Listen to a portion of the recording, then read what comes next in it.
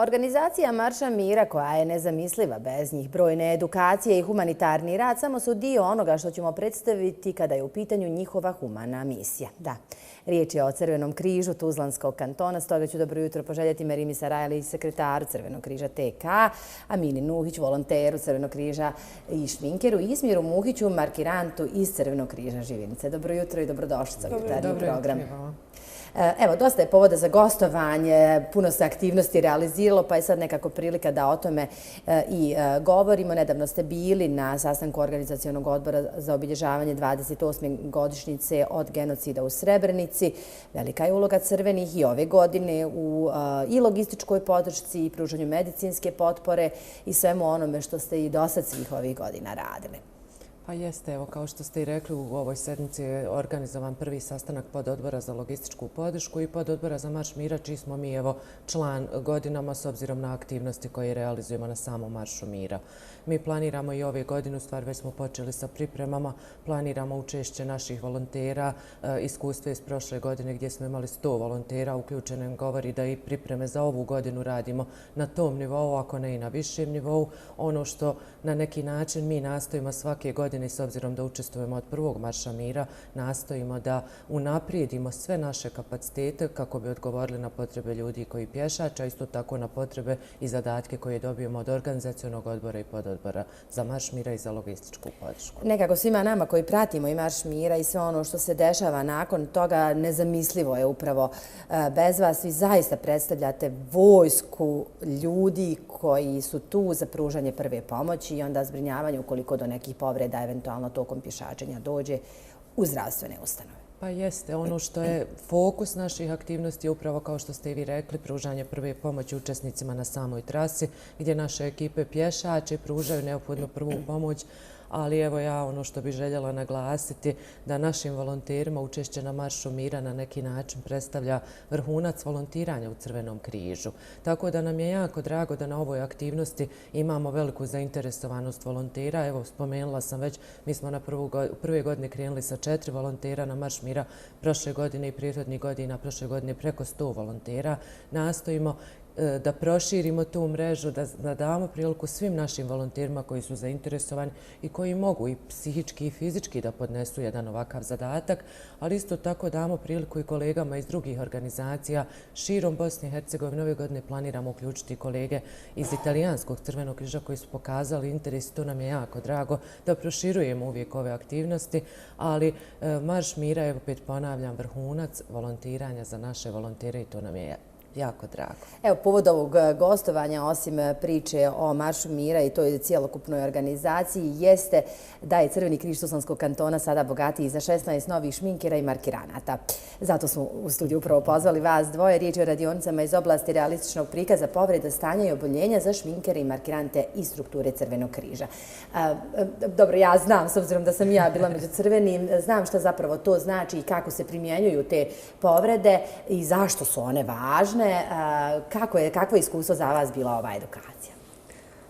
Pa evo, s obzirom da sam ja bila edukator baš same radionice, mogu reći da je dobar odziv bio sami radionice, s obzirom da su tu bili uključeni ne samo šminkeri, nego i markiranti samog Tuzlanskog kantona i željeli smo na taj način privući što više šminkera kako bi na predstojećim takmičenjima ili pokaznim vježbama odzivi, odnosno sam ishod datih realizacija bio što bolji i kako bi nekako sve proteklo u najboljem redu i da ne bude ono da postoji samo jedan šminker ili par markiranata na cijelom Tuzlanskom kantonu, nego da to proširimo na veći nivo, odnosno da imamo više kapaciteta, odnosno samih šminkera. Zašto su ove radionice važne?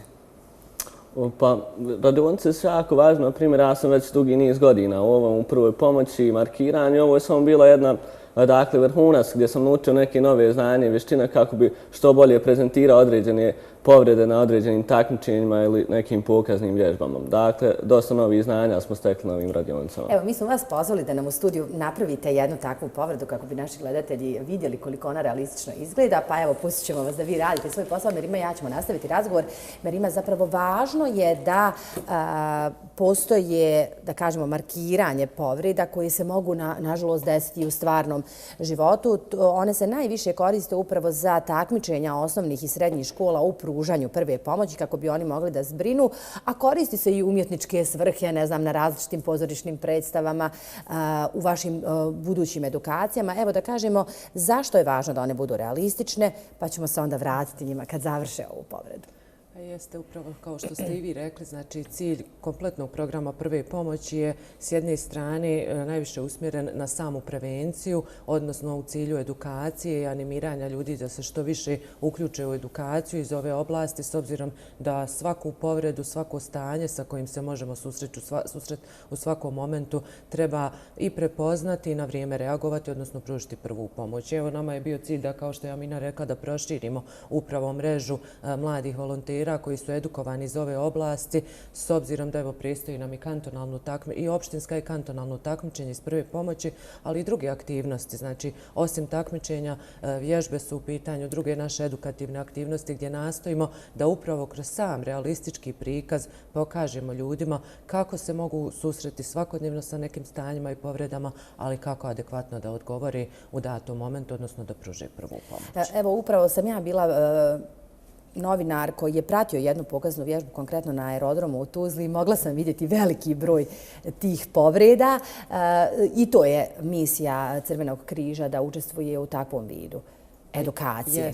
Jeste. Kao već sam spomenula, znači prevencija je jedan od glavnih ciljeva programa prve pomoći. Znači, kao što ste i vi rekli, i na vježbama i u drugim situacijama, na nekim masovnim okupljanjima. Spomenuli smo i Marš mira. Mnogo naših volontera nije do Marša mira imalo priliku, osim na ovakvim i edukacijama i kroz takmičenje, da se susretne sa stvarnim stanjima i povredama. Tako da jako mnogo znači kada imaju priliku da vide dobro našminkanu povredu, dobrog markiranta koji zna predstaviti stanje, jer to nije samo našminkati povredu, nego i generalno i dodatne neke i stanja i povrede koje on treba da odglumi. I to je jako važno. Mi na našem takmičenju imamo jako dobru ekipu ljudi koji su pripremljeni iz ove oblasti i veoma je značajno da je ekipa koja dođe da pruži prvu pomoć zna prepoznati određeno stanje, odnosno da ono bude što realističnije i sličnije onom stvarnom stanju sa kojima se svakodnevno susrećemo. Evo, Ismire, važno je napomenuti da markiranti moraju i odglumiti neka stanja, da moraju odglumiti i paniku, pa da ovi koji pristupaju prvoj pomoći znaju kako pristupiti. Kažu, gospodine, smir se, bili smo na tim takmičenjima nekad zajedno, Merima, prije malo godina. Koliko je zaista važno, realistično, osim ovoga što sada možemo vidjeti da radimo, prikazati tu povredu? Pa jako je važno da kada ekipa prve pomoći uđe na poligon, markirant mora na što realističniji način to prikazati kako bi se ekipa što više uživjela ulogu pomagača i dakle, dužni su pokazati na što bolji način i prikazati određenu povredu. Dakle, u nekim granicama normali, dakle, ako imamo neku manju povredu, manje glumi, ako imamo neku veću povredu, više. Mnogo pažnje polažete i na edukaciju vaših i uposlenika, i saradnika, i volontera. Izdvojila bi tu edukaciju vaših članice o humanitarnim principima i vrijednostima, radionice iz oblasti informacionog menadžmenta. Puno radionica, evo, osim ove koja je najviši povod ovog gostovanja.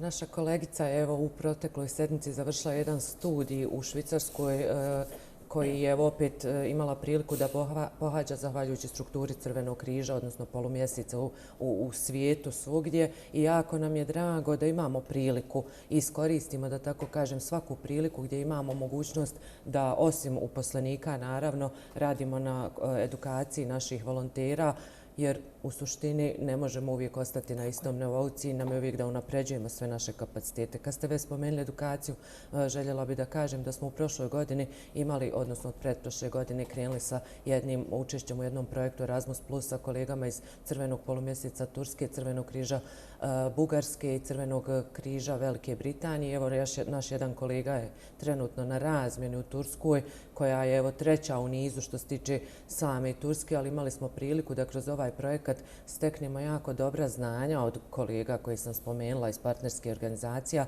vezano za oblast zaštite u programima Crvenog križa. S obzirom da radimo u specifičnim programima sa specifičnim ciljnim grupama, veoma mnogo pažnje u pokretu se posvećuje ovoj temi, a isto tako i nova znanja iz implementacije cash, odnosno voucher asistencija, koje su sve više praksa u cijelom svijetu, gdje odlazimo od nekog sistema distribucije paketa hrane i higijene, idemo na neki način nekim lakšim modelima. Tako da smo kontinuirano, još uvijek taj projekat traje, dobili nova znanja, nove kapacitete iz ove dvije oblasti i razmijenili iskustva, čuli iskustva koje imaju velika i bogata iskustva koje imaju ove partnerske organizacije.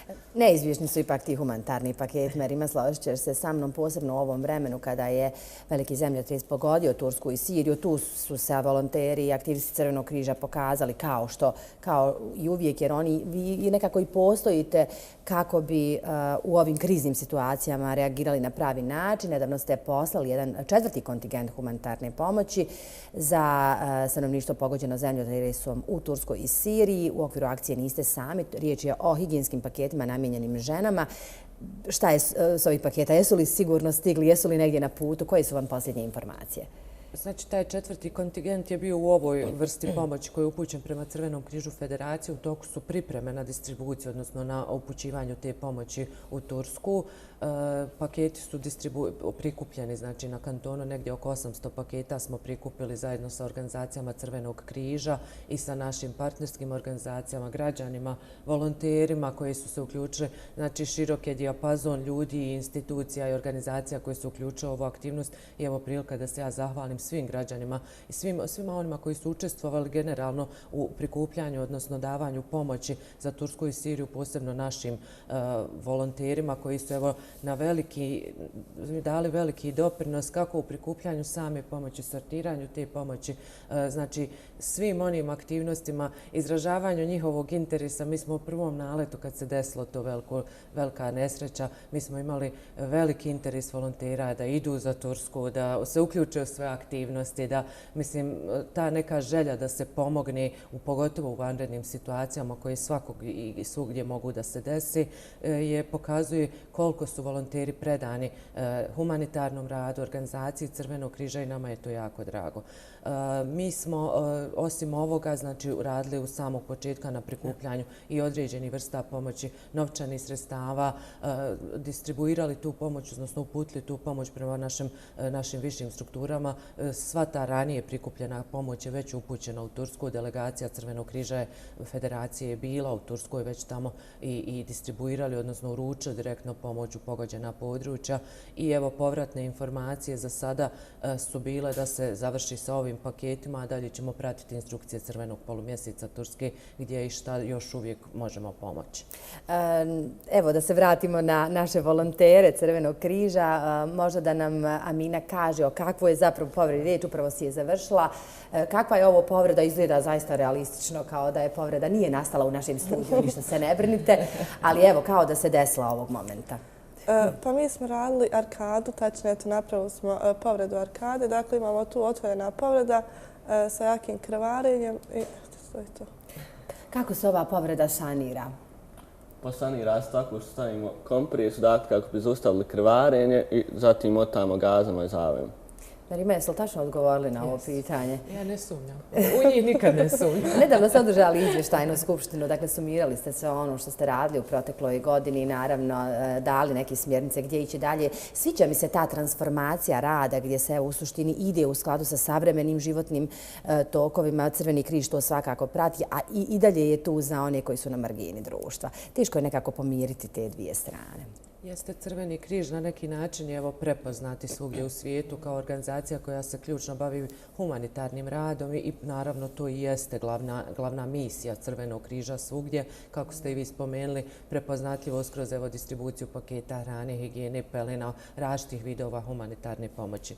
Mi smo u protekloj godini nastojali naravno da odgovorimo na potrebe ljudi koji su bile jako velike i naravno nismo mogli uvijek na sve odgovoriti, ali ulagali smo kapacitete da odgovorimo na te potrebe kroz obezbeđenje različitih vidova pomoći. S druge strane, nastojimo i pratimo, kao što ste i vi rekli, trendove i potrebe, odnosno prilagođavamo naš odgovor na potrebe ljudi u skladu sa trenutnim trendovima, pokušavamo olakšati situaciju na neki način na terenu kroz praćenje tih trendova i primjenu tih trendova, ali kažem, ulažemo sve kapacitete opet u cilju obezbeđenja i distribucije pomoći ljudima kojima je ta pomoć i najviše potrebna. Evo, za kraj ovog gostovanja možda ostaviti mladima da kažu koje su dalje vaše aktivnosti u smislu šminkanja povreda, markiranja. Pa naše aktivnosti u narednom periodu jesu u stvari pripreme za naše gradsko takmičenje, zatim posle gradskog takmičenja ukoliko se naša ekipa plasira dalje, zatim priprema kantonalno takmičenje. Vjerovatno će u tom periodu biti neka vrsta pokaznih vježbi, tako da nastojimo i pored svega toga održati barem još jednu ili dvije edukacije, da li na nivou Tuzlanskog kantona ili na nivou samog našeg grada, odnosno lokalne zajednice Živince, kako bi opet privukli i razne vrste šminkera i markiranata i nastavili unaprijediti ovo svoje znanje i vještine koje imamo ili koje smo stekli u prethodnom periodu. Kao što je Mina rekla, dakle, pripremamo se za naredna takmičenja. Vjerovatno ćemo imati još neke edukacije gdje ćemo proširiti naša znanja kako bi što bolje prikazali povrede na datim zadacima. A onda i naučili one koji to trebaju da znaju kako se te povrede zbrinjavaju, saniraju, što zapravo jeste primarni cilj ovih takmičenja, da kada se one nažalost dese u stvarnom životu, znate i znaju svi oni koji ste educirali na pravilan način odgovoriti. Kako će biti baziran rad Crvenog križa u narednom periodu? Samo još kratko, Marina. Oni su već spomenuli, takmičenja nam slijedi.